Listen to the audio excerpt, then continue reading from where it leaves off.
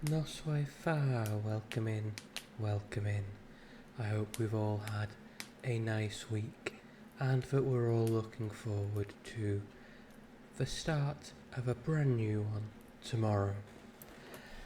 I'm also hoping for all of us that it's not going to be too challenging and that we will be able to enjoy ourselves. It's not going to be too stressful at work.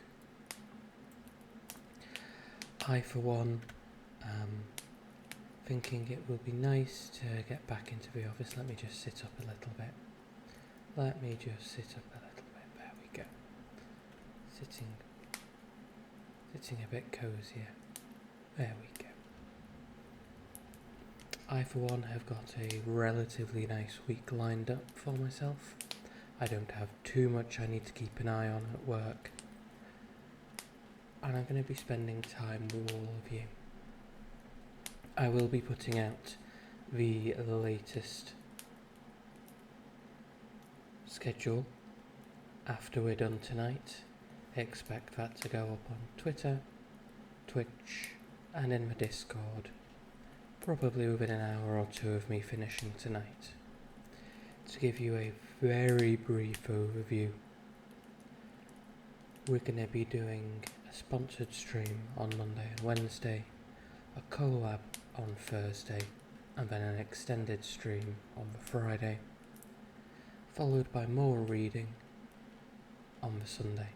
We're going to continue on with Lord of the Rings from wherever it is we get to tonight. And that segues fantastically into getting started for tonight with The Lord of the Rings by J.R.R. Tolkien. Book 1, The Fellowship of the Ring. Chapter 2, The Shadow of the Past. The talk did not die down in 9 or even 99 days. Let me just fiddle with the mic.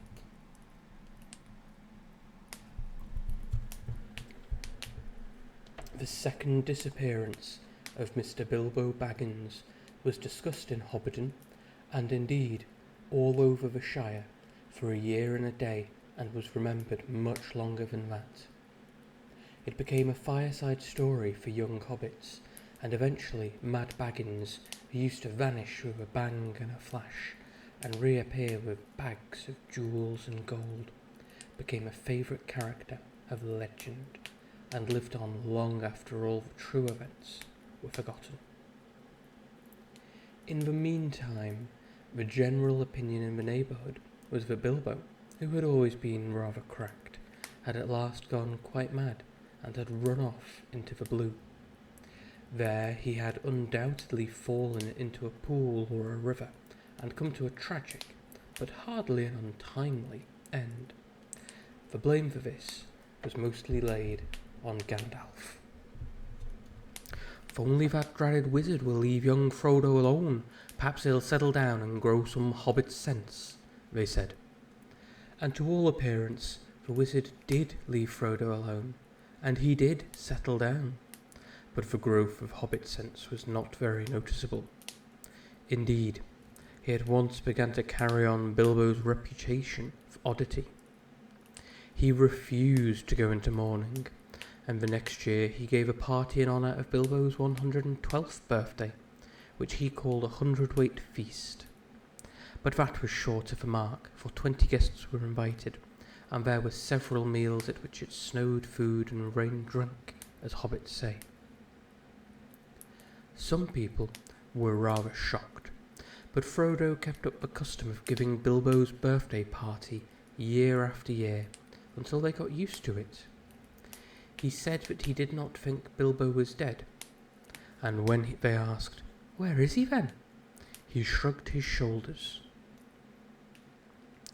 He lived alone, as Bilbo had done, but he had a good many friends, especially amongst the younger hobbits, mostly descendants of the old Tuck, who had been as children fond of Bilbo, and often in and out of Bag End. Folko Boffin and Fredrigar Bolger were two of these, but his closest friends were Peregrine Took, usually called Pippin, and Merry Brandybuck.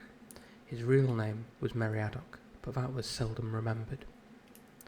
Frodo went tramping over the Shire with them, but more often he wandered by himself, and to the amazement of sensible folk, he was often seen far from home, walking in the hills and woods under the starlight. Merry and Pippin suspected that he visited the elves at times, as Bilbo had done. As time went on, people began to notice that Frodo also showed signs of good preservation. Outwardly, he retained the appearance of a robust and energetic hobbit just out of his tweens.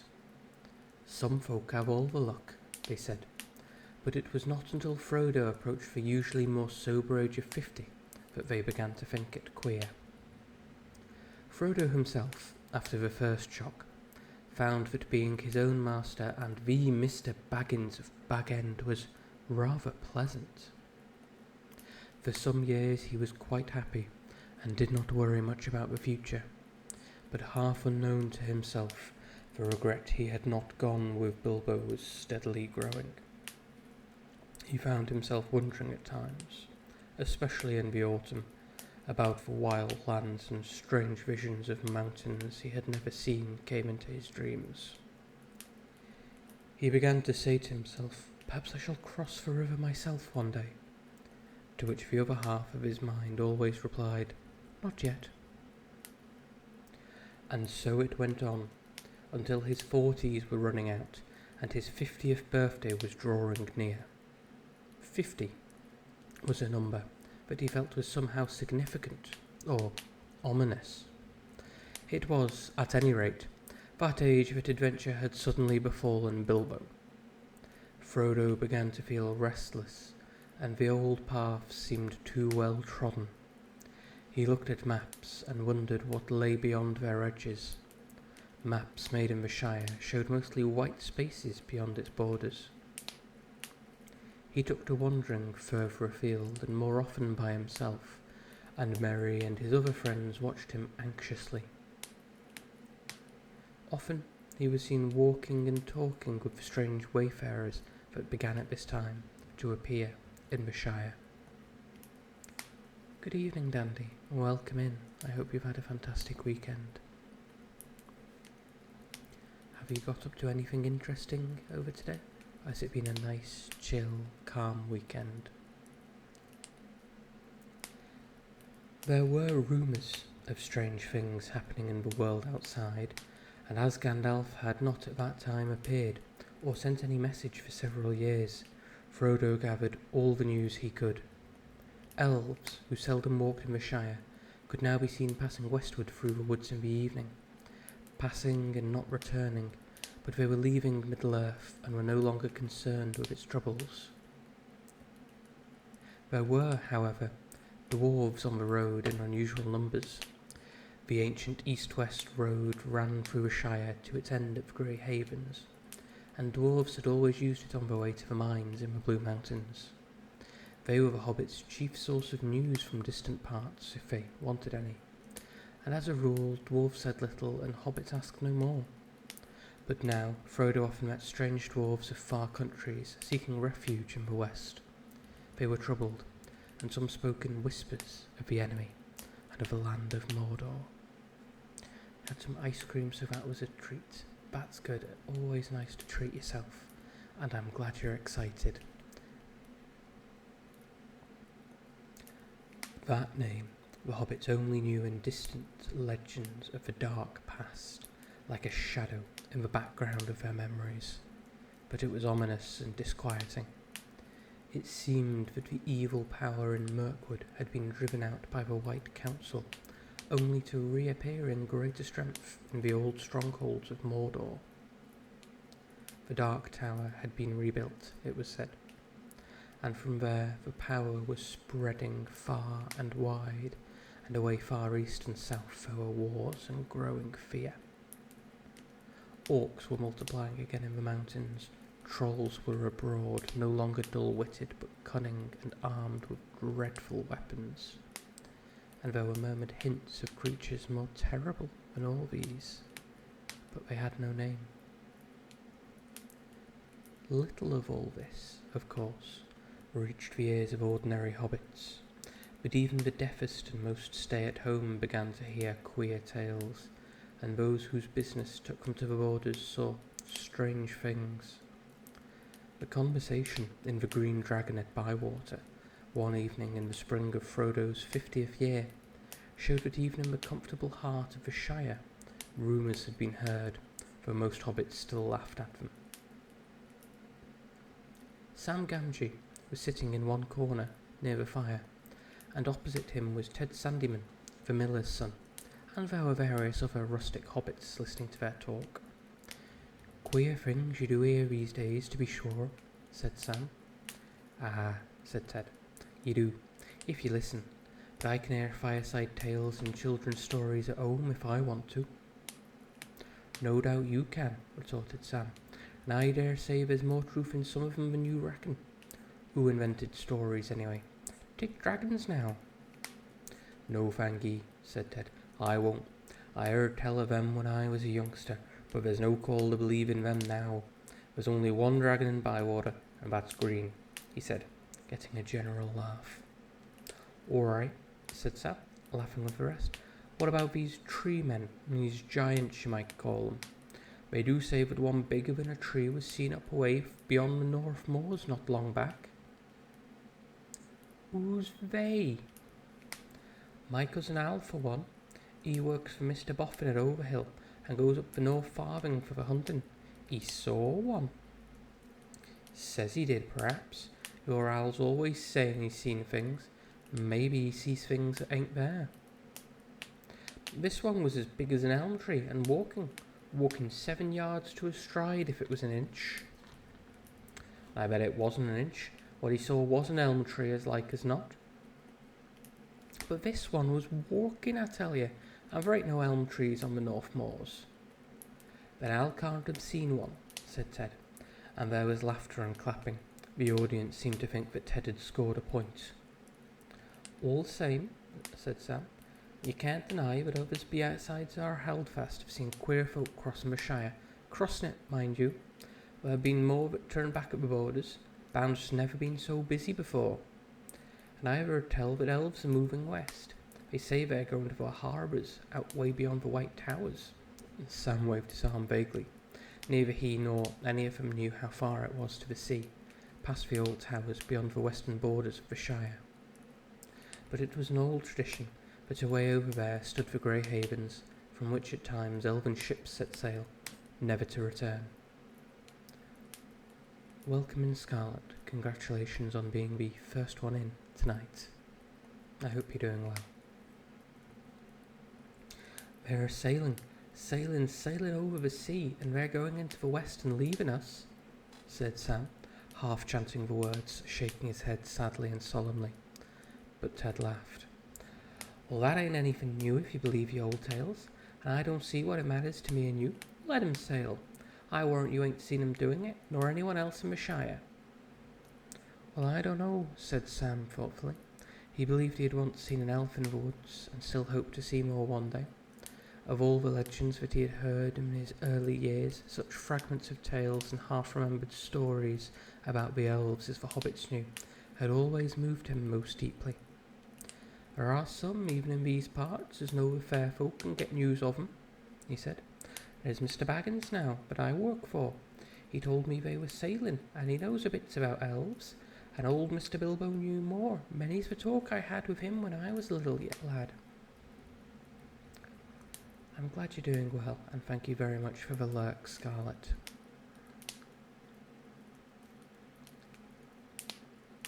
"Congratulations on beating a pre-programmed AI. And welcome in Kawazu. Pleasure to see you here as well."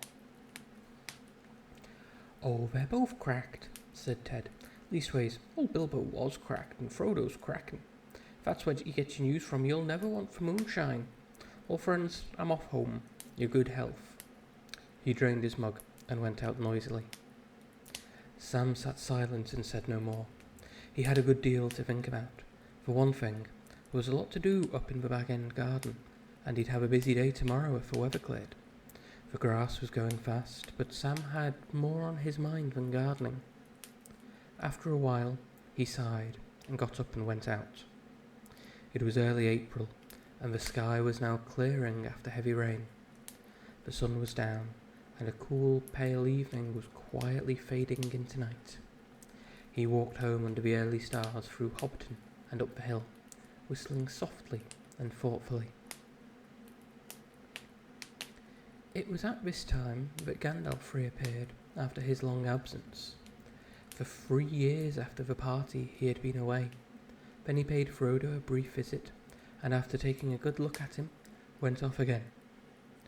During the next year or two, he'd turned up fairly often, coming unexpectedly after dusk, and going off without warning before sunrise. He would not discuss his own business and journeys, and seemed chiefly interested in small news about Frodo's health and doings. And then suddenly, his visits had ceased.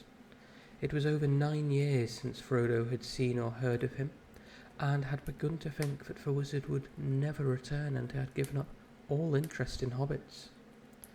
But that evening, as Sam was walking home and twilight was fading, there came the once familiar tap on the study window. Frodo welcomed his old friend with surprise and great delight, and they looked hard at one another. "All well, eh?" said Gandalf. "You look the same as ever, Frodo." "So do you," Frodo replied, but secretly he thought that Gandalf looked older and more careworn. He pressed Gandalf for news of himself and of the wider world, and soon they were deep in talk and they stayed up far into the night.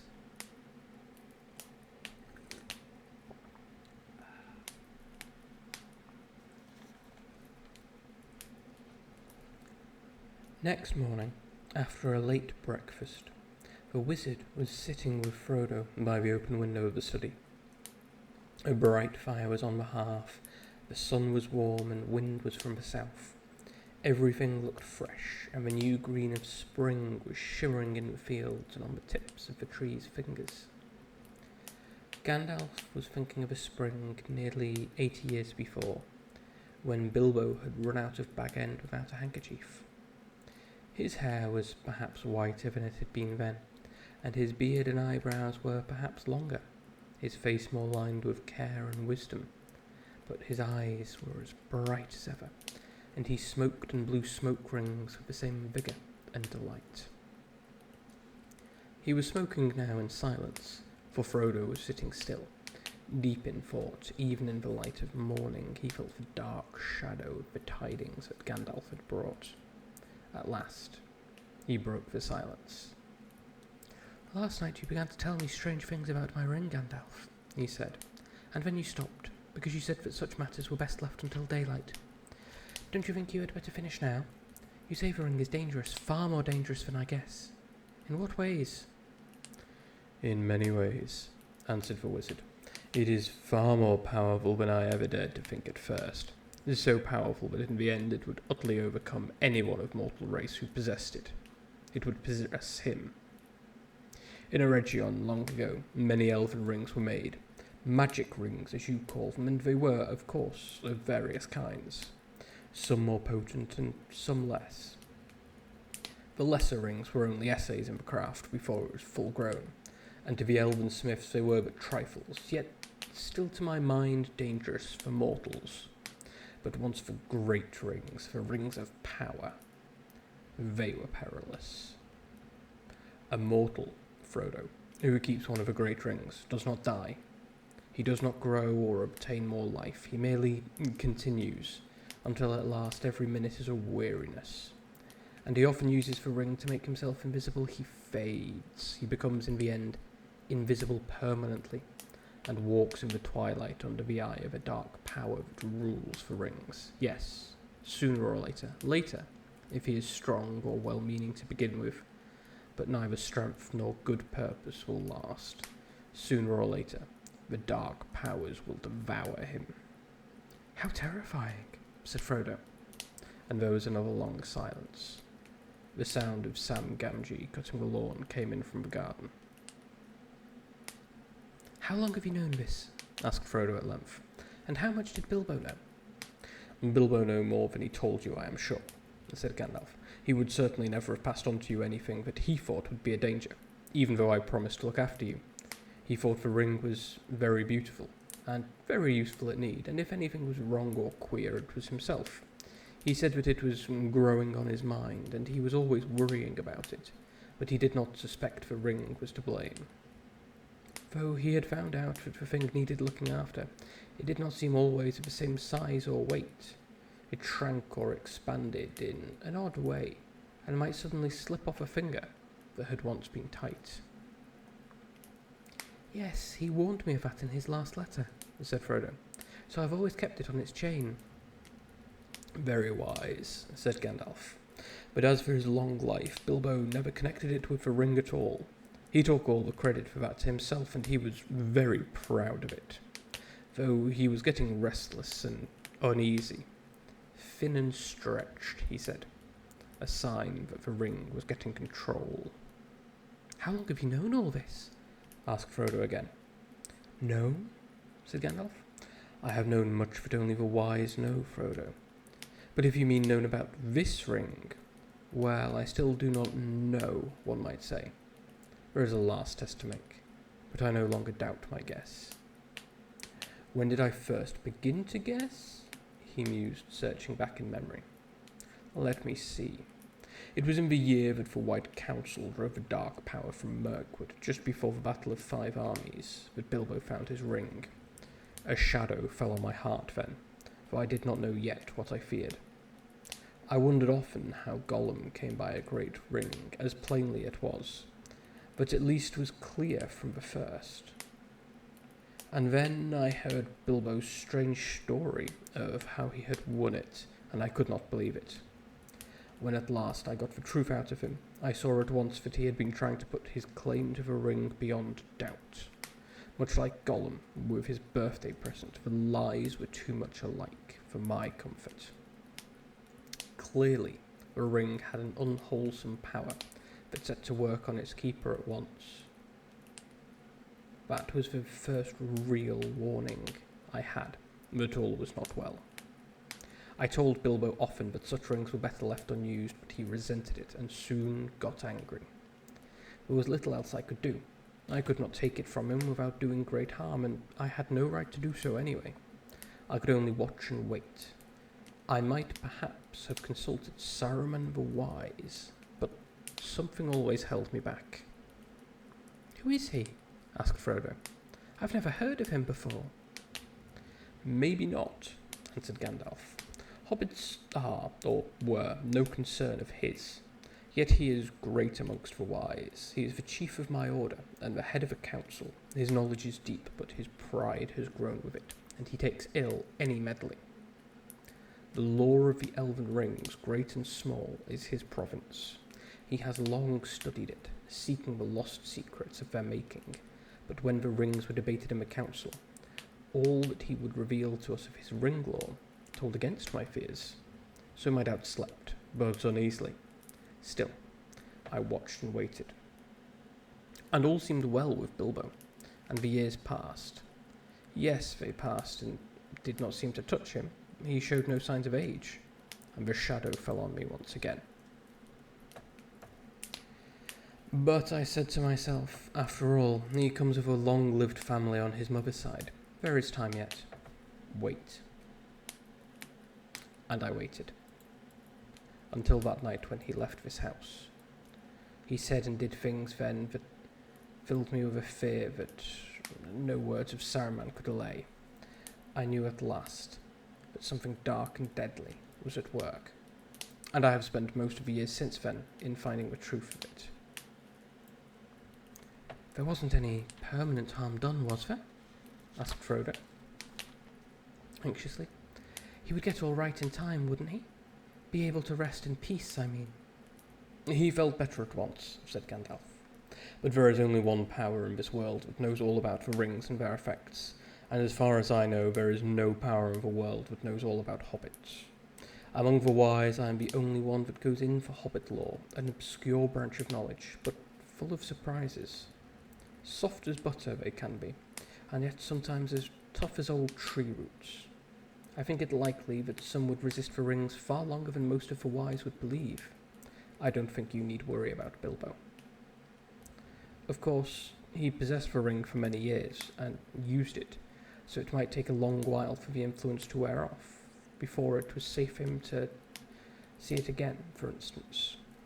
Otherwise, he might live on for years quite happily, just stop as he was when he parted with it, for he gave it up in the end of his own accord, an important point. No, I was not troubled about dear Bilbo anymore, once he had let the thing go. It is for you I feel responsible. Ever since Bilbo left, I have been deeply concerned about you, and about all those charming, absurd, helpless hobbits. It would be a grievous blow to the world if the dark powers overcame the Shire, if all your kind, jolly, stupid bulgers, hornblowers, boffins, bracegirdles, and all the rest, not to mention the ridiculous Bagginses, became enslaved. Frodo shrugged. But why should we be? He asked. And why should he want such slaves? To tell you the truth, replied Gandalf, I believe that hitherto, mark you, he has entirely overlooked the existence of hobbits. You should be thankful. But your safety has passed. He does not need you. He has many more useful servants, and he won't forget you again. And hobbits as miserable slaves would please him far more than hobbits, happy and free. There is such a thing as malice and revenge. Revenge? Said Frodo. Revenge for what? I still don't understand what all this has to do with Bilbo and myself and our ring. It has everything to do with it, said Gandalf. You do not know the real peril yet, but you shall. I was not sure of it myself when I was last here, but the time has come to speak. Give me the ring for a moment.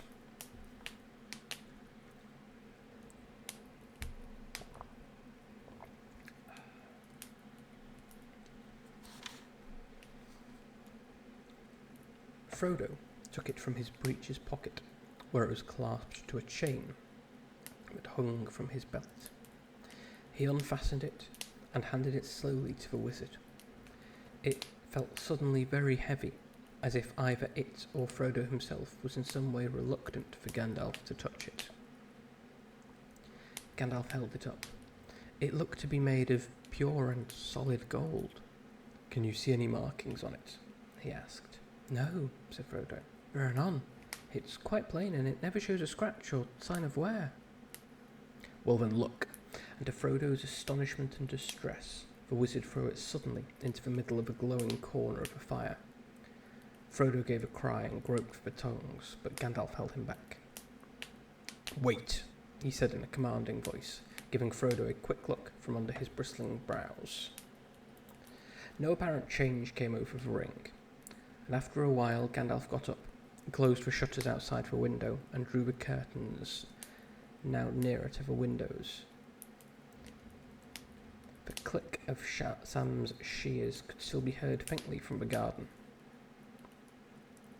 For a moment, the wizard stood, looking at the fire, and then he stopped and removed the ring to the half of the tongs, and at once picked it up. Frodo gasped. It is quite cool, said Gandalf. Take it. Frodo received it on his shrinking palm. It seemed to have become thicker and heavier than ever. Hold it up, said Gandalf, and look closely. As Frodo did so, he saw fine lines, finer than even the finest pen strokes, running along the ring, outside and inside, lines of fire that seemed to form the letters of a flowing script. They shone piercingly bright and yet remote, as if out of a great depth. I cannot read the fiery letters, said Frodo in a quavering voice. No, said Gandalf, but I can. The letters are Elvish, of an ancient mode, but the language is that of Mordor, which I will not utter here. But this is in the common tongue is what is said, or close enough. One ring to rule them all, one ring to find them, one ring to bring them all, and in the darkness bind them. It is only 2 lines of a verse long known in elven lore. 3 rings for the elven kings under the sky, 7 for the dwarf lords in their halls of stone, 9 for mortal men doomed to die, 1 for the Dark Lord on his dark throne in the land of Mordor where the shadows lie. 1 ring to rule them all, 1 ring to find them, 1 ring to bring them all, and in the darkness bind them. In the land of Mordor where the shadows lie. He paused and then said slowly, "This is the Master Ring, the 1 ring to rule them all. This is the 1 ring that he lost many ages ago to the great weakening of his power. He greatly desires it, but he must not get it." Frodo sat silent and motionless. Fear seemed to stretch out a vast hand like a dark cloud rising in the east and looming up to engulf him. "This ring," he stammered. How on earth did it come to me?" "Ah," said Gandalf. "Now that is a very long story. The beginnings lie back in the Black Years, which only the Lawmasters now remember. If I were to tell you that tale, we should be sitting here when spring had passed into winter. But last night I told you of Sauron the Great, the Dark Lord. The rumours that you have heard are true. He has indeed arisen again and left his hold in Mirkwood and returned to his ancient fastness in the Dark Tower of Mordor. That name even you hobbits have heard of, like a shadow on the borders of old stories. Always after a defeat and a respite, the shadow takes another shape and grows again." "I wish it need not have happened in my time," said Frodo. "So do I," said Gandalf, "and so do all who live to see such times. But that is not for them to decide. All we have to do is decide what to do with the time that is given us.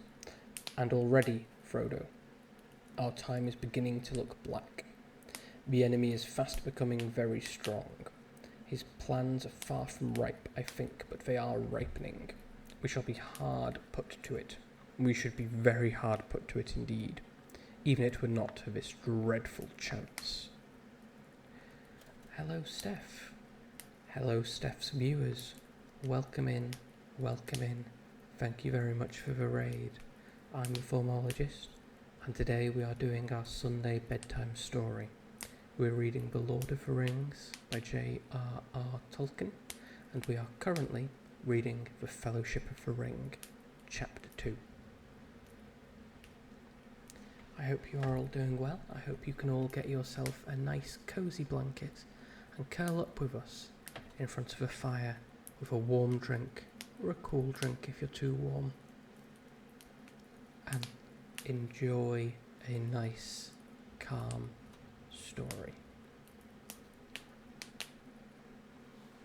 The enemy still lacks one thing to give him strength and knowledge to beat down all resistance, break the last defences, and cover all the lands in a second darkness. He lacks the 1 ring. The 3 fairest of all, the elf lords hid from him, and his hand never touched them or sullied them. 7 the dwarf kings possessed, but 3 he has recovered, and the others the dragons consumed. 9 he gave to mortal men, proud and great, and so ensnared them. Long ago they fell under the dominion of the One, and they became ringwraiths, shadows under his great shadow, his most terrible servants. Long ago. It is many a year since the 9 walked abroad, yet who knows? As the shadow grows once more, they too may walk again. But come, we shall not speak of such things even in the morning of the Shire. So it is now. The 9 he has gathered to himself, the 7 also, or else they are destroyed. The 3 are hidden still, but that no longer troubles him, for he only needs the 1. He made that ring himself, it is his, and he let a great part of his own former power pass into it, so that he could rule all the others. If he recovers it, then he will command them all again, wherever they be, even the 3, and all that has been wrought with them will be laid bare, and he will be stronger than ever. And this is the dreadful chance, Frodo. He believed that the 1 had perished, that the elves had destroyed it, as should have been done. but he knows now that it has not perished, that it has been found. So he is seeking it, and all his thought is bent on it. It is his great hope, and our great fear. Why? Why wasn't it destroyed? Cried Frodo. And how did the enemy ever come to lose it if he was so strong and it was so precious to him? He clutched the ring in his hand, as if he saw already dark fingers stretching out to seize it. It was taken from him, said Gandalf. The strength of the elves to resist him was greater long ago, and not all men were estranged from them.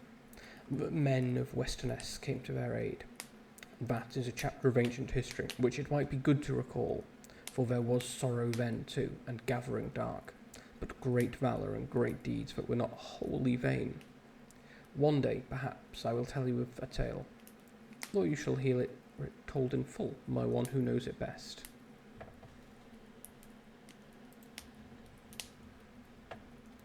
But for the moment, since most of all you need to know how this thing came to you, and that will be tale enough, that is all I will say. It was Gil-galad, Elven King and Elendil of Westerness, who overthrew Sauron, though they themselves perished in the deed, and Isildur, Elendil's son, cut the ring from Sauron's hand and took it for his own. Then Sauron was vanquished, and his spirit fled and was hidden for long years, until his shadow took shape again in Mirkwood. Cutie Raid, welcome in again, Scarlet. Welcome back from your work.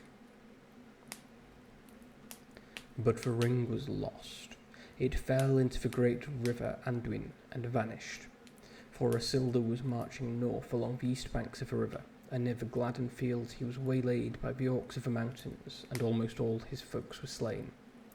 He leapt into the waters, but the ring slipped from his fingers as he swam, and then the orcs saw him and killed him with arrows. Gandalf paused. And there in the dark pools amid the Gladden fields, he said, the ring passed out of knowledge and legend, and even so much of its history is now only known to a few, and the Council of the Wise could discover no more. But at last I can carry the story, I think.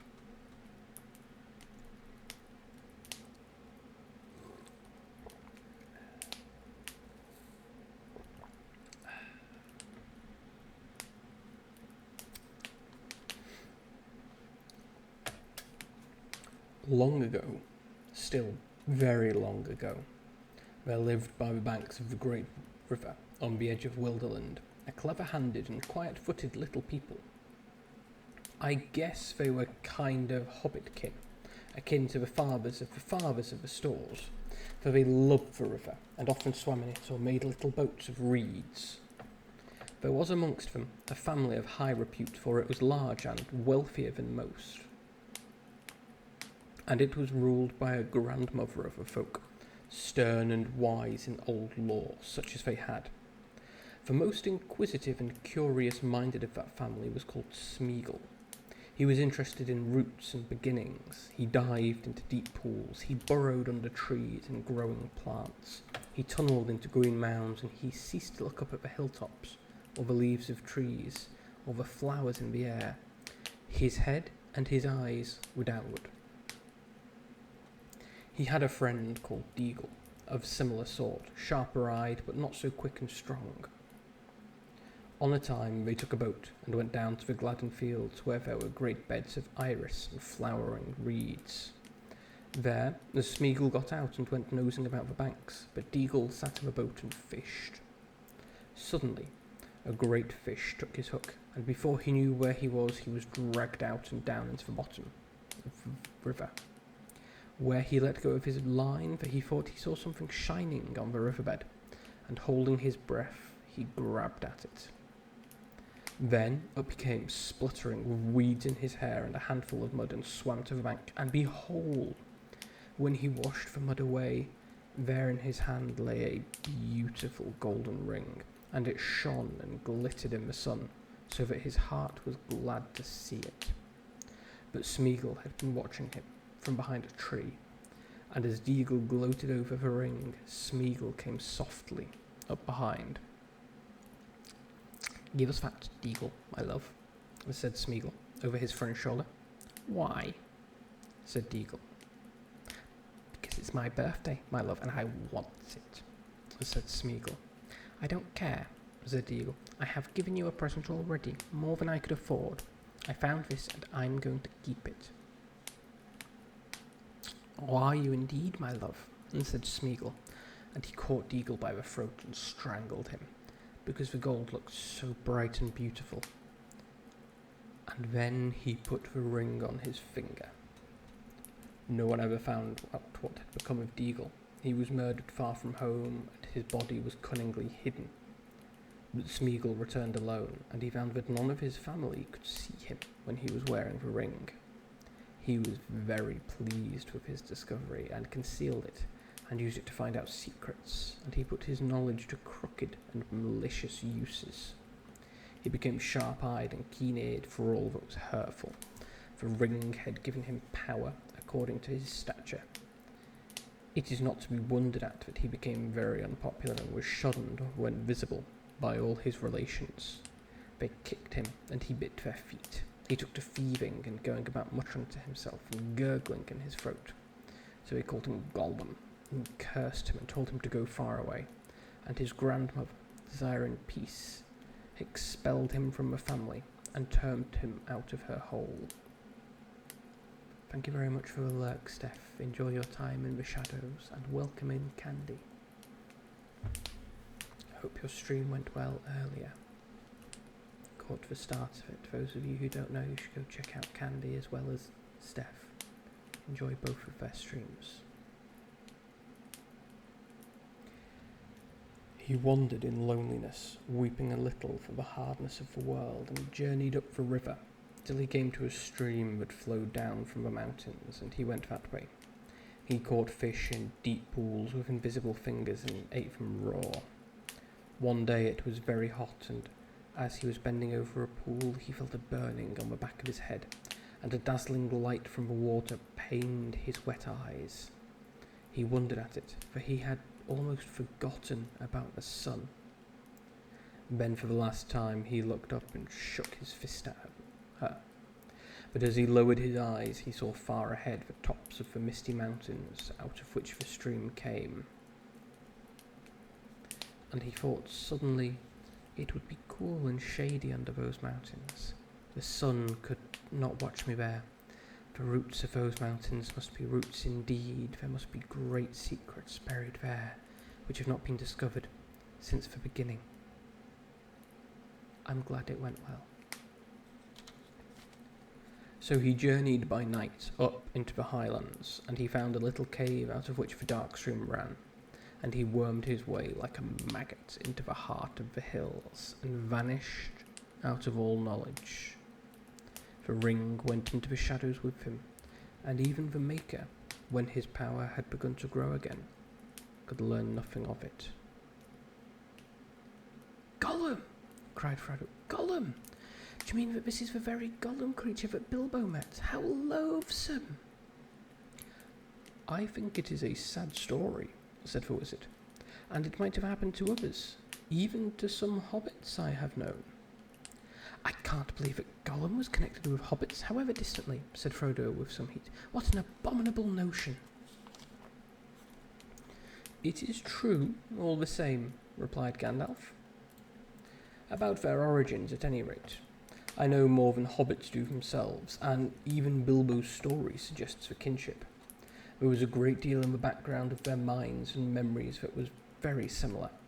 They understood one another remarkably well, very much better than a hobbit would understand, say, a dwarf or an orc or even an elf. Think of the riddles they both knew, for one thing." "Yes," said Frodo, "though other folk besides hobbits ask riddles, and of much the same sort, and hobbits don't cheat. Gollum meant to cheat all the same. He was just trying to put poor Bilbo off his guard, and I dare say it amused his wickedness to start a game which might end in providing him with an easy victim, but if he lost would not hurt him." "Only too true, I fear," said Gandalf. "But there was something else in it, I think, which you don't see yet. Even Gollum was not wholly ruined. He had proved tougher than even one of the wise would have guessed, as a hobbit might. There was a little corner of his mind that was still his own, and light came through it, as through a chink in the dark, light out of the past. It was actually pleasant, I think, to hear a kindly voice again, bringing up memories of wind and trees and sun on grass, and such other forgotten things. But that, of course, would only make the evil part of him angrier in the end, unless it could be conquered, unless it could be cured. Gandalf sighed. Alas, there is little hope of that for him, yet not none.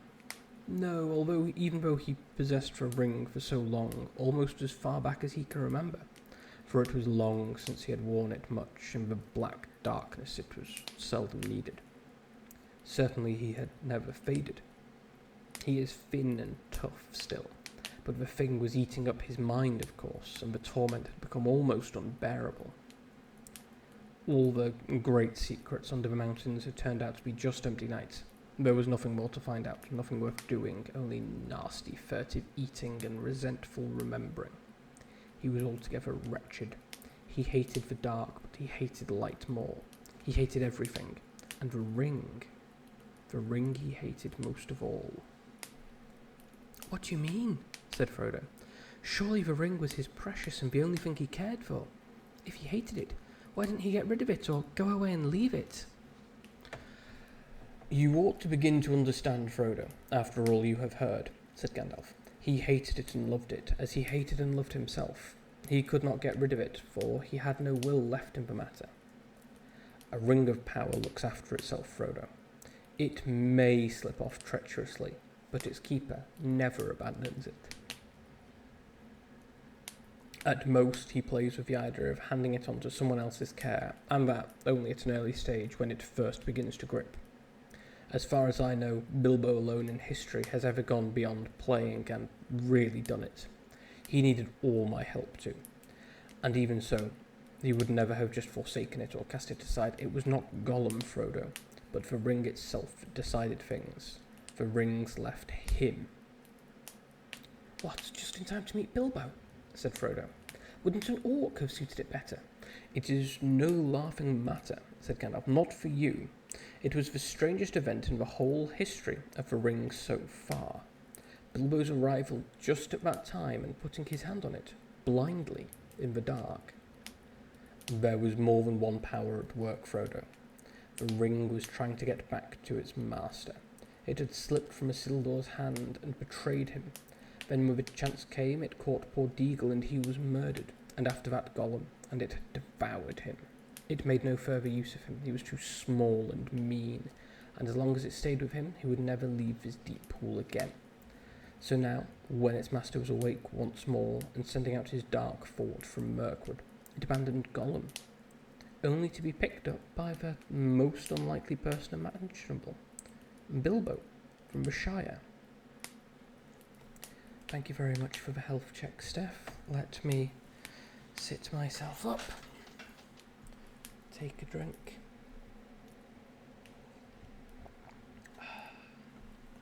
And a nice big stretch.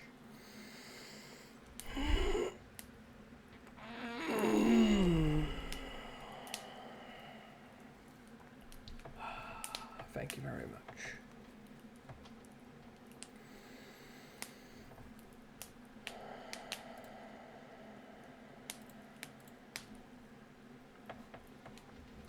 Behind that there was something else at work, beyond any design of the ring maker.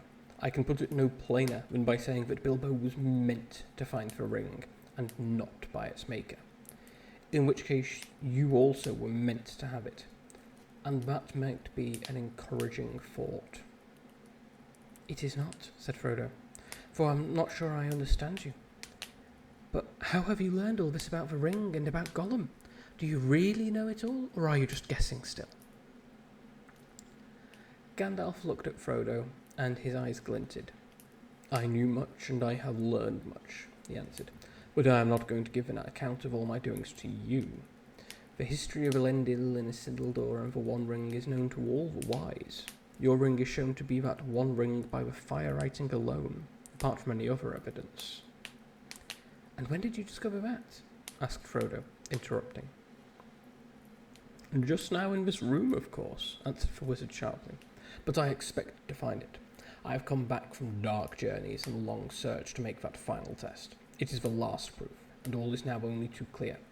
Making out Gollum's part and fitting it into the gap in the history required some thought. I may have started with guesses about Gollum, but I am not guessing now. I know. I have seen him. You have seen Gollum? Exclaimed Frodo in amazement. Yes. The obvious thing to do, of course, if one could. I tried long ago, but I have managed it at last. But what happened after Bilbo escaped him? Do you know that? Not so clearly. What I've told you is what Gollum was willing to tell me, though not in the way I reported it. Gollum is a liar, and you have to sift his words. For instance, he called the ring his birthday present, and he stuck to that. He said it came from his grandmother, who had lots of beautiful things of that kind, which is a ridiculous story. I have no doubt that Smeagol's grandmother was a matriarch, a great person in her way. But the talk of her possessing many elven rings was absurd, and as for giving them away, it was a lie. But a lie with a grain of truth. The murder of Deagle haunted Gollum, and he had made up a defence, repeating it to his precious over and over again as he gnawed bones in the dark until he almost believed it. It was his birthday, so Deagle ought to have given the ring to him. It had obviously turned up just so as to be a present. It was his birthday present, and so on, and so on. I endured him as long as I could, but the truth was desperately important, and in the end I had to be harsh. I put the fear of fire on him and wrung the true story out of him bit by bit, together with much snivelling and snarling. He thought he was misunderstood and ill-used, but when he had at last told me his history, as far as the end of the riddle game and Bilbo's escape, he would not say any more except in dark hints. Some other fear was on him greater than mine. He muttered he was going to get his own back, and people would see it. He would stand being kicked and driven into a hole and then robbed. He had good friends now, good friends and very strong. They would help him. Baggins would pay for it, that was his chief thought. He hated Bilbo and cursed his name. What is more, he knew where he came from. But how did he find that out? Asked Frodo. Well, as for the name, Bilbo very foolishly told Gollum himself, and after that it would not be difficult to discover his country once Gollum came out. And oh yes, he came out. His longing for the ring proved stronger than his fear of the orcs, or even of the light. After a year or two, he left the mountain, as you see. Though still being bound by desire of it, the ring was no longer devouring him, and he began to revive a little. He felt old, so terribly old, yet less timid, and he was mortally hungry. Light of the moon and the sun, he still feared and hated, and he always will, I think. But he was cunning. He found he could hide from daylight and moonshine and make his way swiftly and softly by dead of night with his cold, pale eyes and catch small, frightened or unwary things. He grew stronger and bolder with new food and new air. He found his way into Mirkwood, as one would expect. Is that where you found him? Asked Frodo. I saw him there, answered Gandalf. But before that he had wandered far, following Bilbo's trail. It was difficult to learn anything from him for certain, for his talk was constantly interrupted by curses and threats. What has he got in his pockets? He said. It wouldn't say, no, precious, little cheat, not a fair question. It cheated first, it did, it broke the rules. We ought to have squeezed it. Yes, precious, and we will, precious. That is a sample of his talk. I don't suppose you want any more. I had weary days of it. But from hints dropped among the snarls, I gathered that his padding feet had taken him at last to Esgaroth, and even to the streets of Dale, listening secretly and peering. Well, the news of the great events went far and wide in Wilderland, and many had heard Bilbo's name and knew where he came from. We'd made no secret of our return journey to his home in the west. Gollum's sharp ears would soon learn what he wanted. Then why didn't he track Bilbo further? Asked Frodo. Why didn't he come to the Shire? Ah, said Gandalf. Now we come to it. I think Gollum tried to. He set out and came back westward as far as the Great River, but then he turned aside. He was not daunted by the distance, I am sure. No, something else drew him away. So my friends think, those that hunted him for me. The wood elves tracked him first, an easy task for them, for his trail was still fresh then. Through Mirkwood and back again it led them, though they never caught him, and the wood was full of a rumour of him, dreadful tales, even among beasts and birds. The woodsman said that there was a new terror abroad, a ghost that drank blood. It climbed trees to find nests, it crept into the holes to find the young, it slipped through windows to find cradles. But at the western edge of Mirkwood the trail turned away. It wandered off southwards and passed out of the wood elves' ken. And they lost it. And then I made a terrible mistake. Yes, Frodo, and not the first, though I fear it may prove the worst. I let the matter be. I let him go, for I had much else to think of at that time, and still trusted the lore of Saruman. Well, that was years ago. I have paid for it since with many dark and dangerous days. The trail was long cold when I took it up again, after Bilbo left here. And my search would have been in vain but for the help that I had from a friend, Aragorn, the greatest traveller and huntsman of this age of the world. Together we sought for Gollum down the whole length of Wilderland without hope and without success. But at last, when I had given up the chase and turned to other parts, Gollum was found. My friend returned out of the great perils, bringing the miserable creature with him. What he had been doing, he would not say. He only wept and called us cruel, with many a Gollum in his throat, and when we pressed him, he whined and cringed and rubbed his long hands, licking his fingers as if he pained him, as if he remembered some old torture. But I am afraid there is no possible doubt. He had made his slow, sneaking way, step by step, mile by mile, south, down at last to the land of Mordor. A heavy silence fell in the room. Frodo could hear his heart beating. Even outside, everything seemed still. No sound of Sam Shears could now be heard.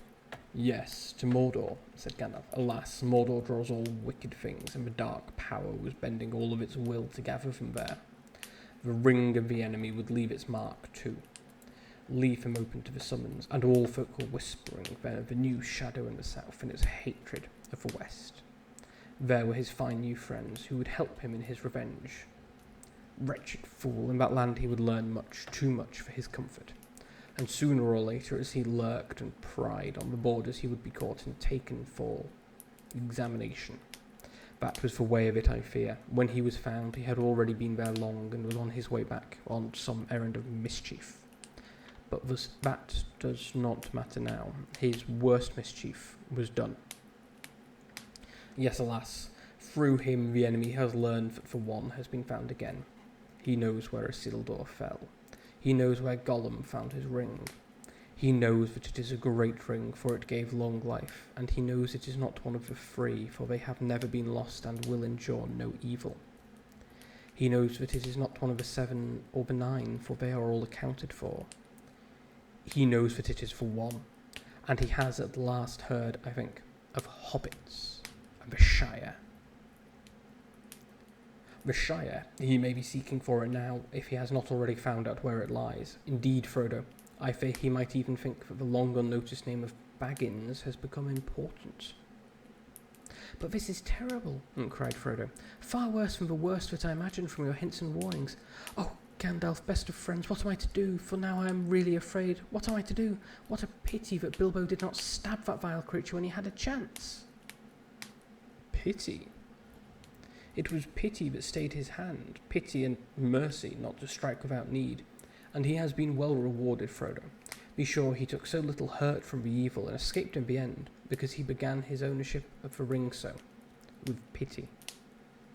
I am sorry, said Frodo, but I am frightened, and I do not feel any pity for Gollum. You have not seen him, Gandalf broke in. No, and I don't want to, said Frodo. I can't understand you. Do you mean to say that you and the elves have let him live on after all those horrible deeds? Now, at any rate, he is as bad as an orc and just an enemy. He deserves death. Deserves it? I dare say he does. Many that live deserve death, and some that die deserve life. Can you give it to him? Then do not be too eager to deal out death in judgment, for even the very wise cannot see all ends. I have not much hope that Gollum can be cured before he dies, but there is a chance of it. and he is bound with the fate of a ring. My heart tells me he has some part to play yet, for good or ill, before the end. And when that comes, the pity of Bilbo may rule the fate of many, yours not least. In any case, we did not kill him. He is very old and very wretched. The wood elves have him in prison, but they treat him with such kindness as they can find in their wise hearts. All the same, said Frodo, even if Bilbo could not kill Gollum, I wish he had not kept the ring. I wish he had never found it, and that I had not got it. Why did you let me keep it? Why didn't you make me throw it away or destroy it? Let you? Make you? Said the wizard. Haven't you been listening to all that I have said? You are not thinking of what you are saying. But as for throwing it away, that was obviously wrong. These rings have a way of being found. In evil hands, it might have done great evil. Worst of all, it might have fallen into the hands of the enemy. Indeed, it would have, for this is the one, and he exerting all of his power to find it, or to draw it to himself. Of course, my dear Frodo, it was dangerous for you, and that has troubled me deeply. But there was so much at stake that I had to have taken some risk. Though even when I was away, there has never been a day when the Shire has not been guarded by watchful eyes. As long as you never used it, I did not think that the ring would have any lasting effect on you. Not for evil, not at any rate for a very long time. And you must remember that 9 years ago, when I last saw you, I still knew little for certain. But why not destroy it, as you say should have been done long ago? Cried Frodo again. If you had warned me or even sent me a message, I would have done away with it. Would you? How would you do that? Have you ever tried? No, but I suppose one could hammer it or melt it. Try, said Gandalf. Try now.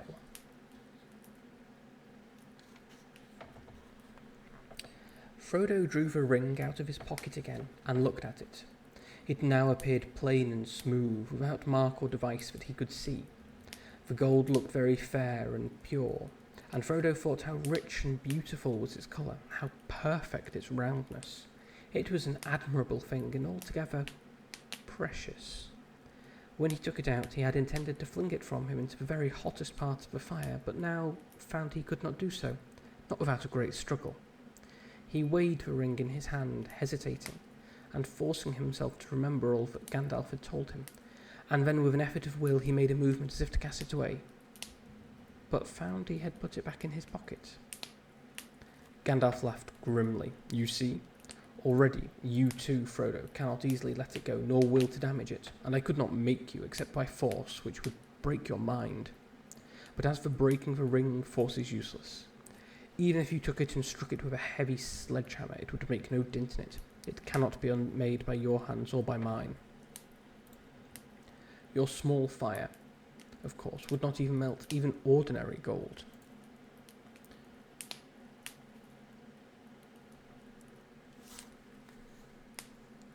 This ring has already passed through it unscathed and even unheated, but there is no smith's forge in the Shire that could change it at all. Not even the anvils and furnaces of the dwarves could do that. It has been said that dragon fire could have melted and consumed the rings of power, but there is not now any dragon left on earth in which the old fire is hot enough. Nor was there ever any dragon, not even Calagon the Black, who could have harmed the one ring, the ruling ring, for that was made by Sauron himself. There is only one way. To find the cracks of doom in the depths of Orodruin, the fire mountain, and cast the ring in there. If you really wish to destroy it, to put it beyond the grasp of the enemy forever. I do wish to destroy it, cried Frodo, or, well, to have it destroyed. For I am not made for perilous quests. I wish I had never seen the ring. Why did it come to me? Why was I chosen? Such questions cannot be answered, said Gandalf. You may be sure that it was not for any merit that others do not possess. Not for power or wisdom, at any rate. But you have been chosen, and you must therefore use such strength and heart and wits as you have. But I have so little of any of these things. You are wise and powerful. Will you take the ring? No, cried Gandalf, springing to his feet. With that power I should have power too great and terrible, and over me the ring would gain a power still greater and more deadly. His eyes flashed and his hair was lit as by a fire within. "Do not tempt me, for I do not wish to become like the Dark Lord himself. Yet for way of a ring to my heart is by pity for weakness and the desire of strength to do good. Do not tempt me, I dare not take it, not even to keep it safe, unused. The wish to wield it would be too great for my strength. I shall have such need of it with great perils lying before me." He went to the window and drew aside the curtains from the shutters. Sunlight streamed back again into the room. Sam passed along the path outside, whistling. "And now," said the wizard, turning back to Frodo, "the decision lies with you, but I will always help you." He laid his hand on Frodo's shoulder. "I will help you bear this burden, as long as it is yours to bear. But we must do something, and soon. The enemy is moving." Take a drink.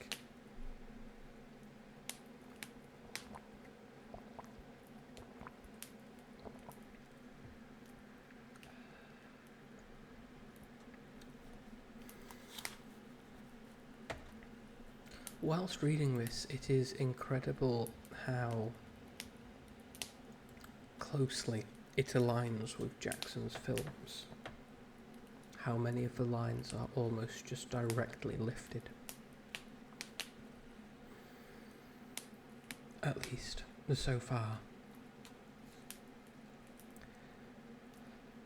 There was a long silence. Gandalf sat down again and puffed at his pipe, as if lost in thought. His eyes seemed closed, but under the lids he was watching Frodo intently. Frodo gazed fixedly at the red embers in the hearth until they filled all his vision, and he seemed to be looking down into profound wells of fire. He was thinking of the fabled cracks of doom and the terror of the fiery mountain. "Well," said Gandalf at last, "what are you thinking about? Have you decided what to do?" "No," answered Frodo, coming back to himself out of darkness and finding to his surprise it was not dark, and that out of the window he could see the sunlit garden. "Or perhaps yes. As far as I understand what you have said, I suppose I must keep the ring and guard it, at least for the present, whatever it may do to me." "Whatever it may do, it will be slow to evil if you keep it with that purpose," said Gandalf. "I hope so," said Frodo, "but I hope that you may find some other better keeper soon. In the meantime, it seems I am a danger to all that live here. I cannot keep the ring and stay here. I ought to leave Bag End, leave the Shire, leave everything and go away." He sighed. "I should like to save the Shire, if I could. I should like to save the Shire, if I could, although there have been times when I thought the inhabitants too stupid and dull for words, and have felt that an earthquake or an invasion of dragons might be good for them. But I don't feel like that now. I feel that as long as the Shire lies behind, safe and comfortable, I shall find wandering more bearable. I shall know that somewhere there is a firm foothold, even if my feet cannot stand there again. Of course, I've sometimes thought of going away, but I imagined that as a kind of holiday, a series of adventures like Bilbo's, or better, ending in peace.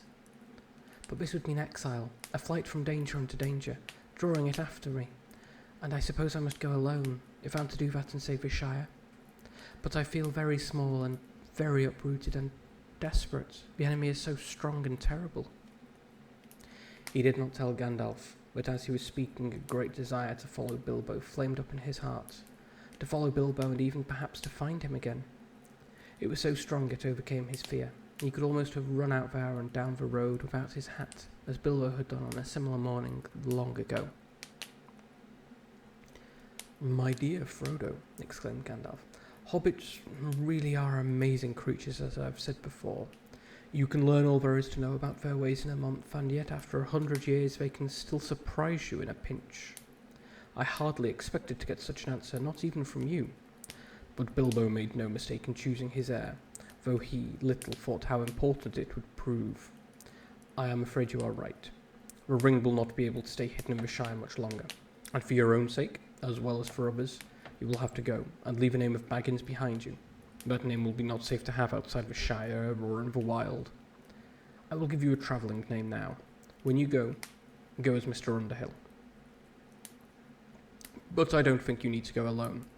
Not if you know of anyone you can trust, who would be willing to go by your side, and that you would be willing to take into unknown perils.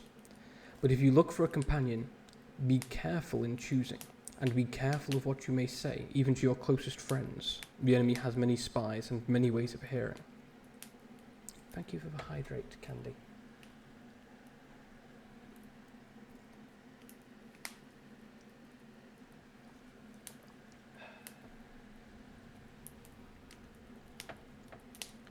Suddenly, he stopped, as if listening. Frodo became aware that all was very quiet, inside and out.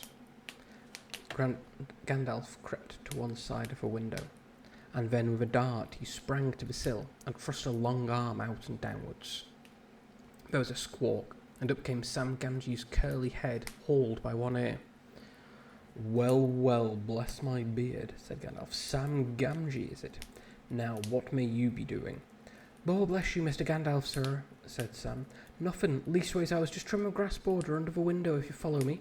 He picked up his shears and exhibited them as evidence. "I don't," said Gandalf grimly. "It is some time since I last heard the sound of your shears. How long have you been eavesdropping?" "Eavesdropping, sir? I don't follow you, begging your pardon. There ain't no eaves at Bag End, and that's a fact." "Don't be a fool. What have you heard, and why did you listen?" Gandalf's eyes flashed, and his brows struck out like bristles. "Mr. Frodo, sir," cried Sam, quaking. "Don't let him hurt me, sir. Don't let him turn me into anything unnatural. Me old dad would take me on so. I mean no harm, on my honour, sir." "He won't hurt you," said Frodo, hardly able to keep from laughing, although he was himself startled and rather puzzled. "He knows as well as I do that you mean no harm. But just you up and answer his question straight away." "Well, sir," said Sam, differing a little, "I heard a great deal that I don't rightly understand about an enemy and rings and Mr. Bilbo, sir, and dragons and a fiery mountain and elves, sir. I listened because I couldn't help myself, if you know what I mean. Lord bless me, sir, but I do love tales of that sort, and I believe 'em too whenever Ted may say, 'Elves, sir, I'd dearly love to see them. Can you take me to see elves, sir, when you go?'" When suddenly Gandalf laughed. "Come inside," he shouted, and putting both his arms, he lifted the astonished Sam, shears, grass clippings and all, right through the window, and stood him on the floor. "Take you to see elves, eh?" he said, eyeing Sam closely, but with a smile flickering on his face. "So you heard that Mr. Frodo is going away?" "I did, sir. That's why I choked, which you heard seemingly. I tried not to, sir, but it burst out of me. I was so upset." "It can't be helped, Sam," said Frodo sadly. He had suddenly realised that flying from the Shire would mean more painful partings than merely saying goodbye to the familiar comforts of Bag End. "I shall have to go, but," and here he looked hard at Sam, "if you really care about me, you will keep that dead secret. See?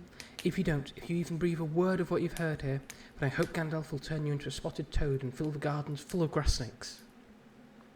Sam fell to his knees, trembling. "Get up, Sam," said Gandalf. "I have thought of something better than that, something to shut your mouth and punish you properly for listening. You shall go away with Mr. Frodo." "Me, sir?" cried Sam, springing up like a dog invited for a walk. "Me go and see elves and all, hooray!" he shouted, and then burst into tears. And you know what, chap? I know it's a short one tonight, but I think we will call it there. We will finish, and then next week we'll go into chapter 3, Freezer Company.